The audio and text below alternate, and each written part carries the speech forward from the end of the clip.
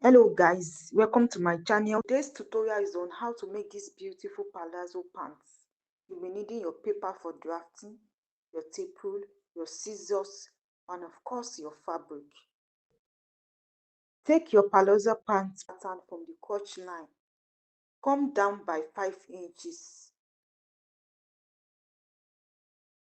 Mark a slanted line from that 5 inches to the crotch, as seen here.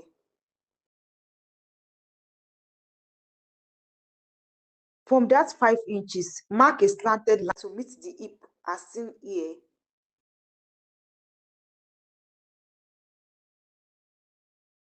This is what you are going to have.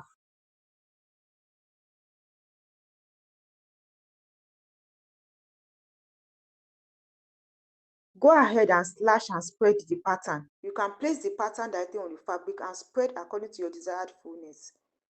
Let me know in the comment section if you have any question. Please support me by subscribing to this channel, like as well as share my videos. Thank you.